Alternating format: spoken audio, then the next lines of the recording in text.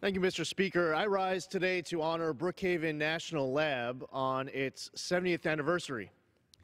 The United States is the greatest nation in the world, and one of the reasons why is Brookhaven National Lab. Their science research is aggressively pursuing cures to illnesses, protecting our national security, and increasing our energy independence. Imagine being able to witness a recreation of the very beginning of our universe, a replica of the primordial soup, which once comprised all that had existed right before your very eyes. Also imagine that this very same equipment could be used to find cures to illnesses such as cancer and heart disease. I'm proud that Brookhaven National Laboratory is located in the greatest congressional district in America, the 1st Congressional District of New York.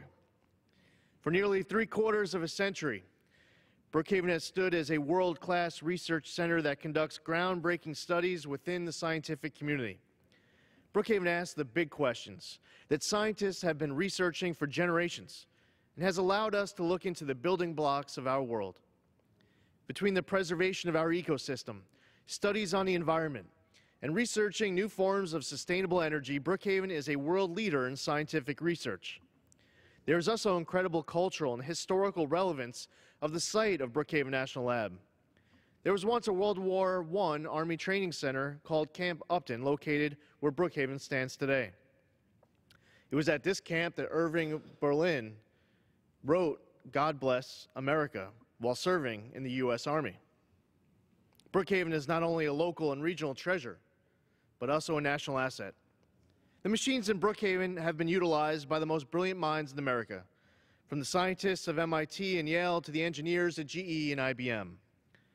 While there are 17 national labs across our great country, Brookhaven is a unique user facility which focuses in a number of disciplines, not limited to particle physics, chemical engineering, and systems engineering and integration.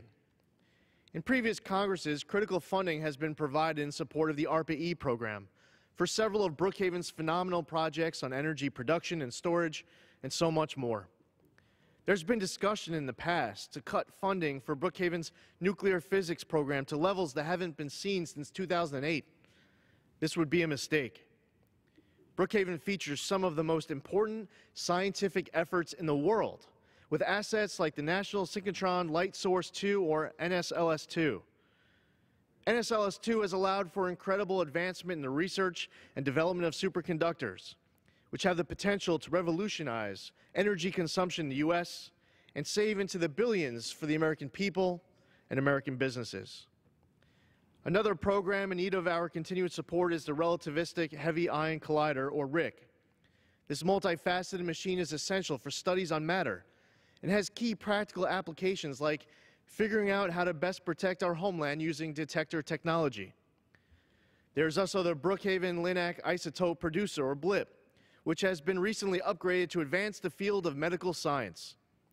This upgrade allows BLIP to better diagnose and treat illness, including heart disease and many forms of cancer such as leukemia and melanoma.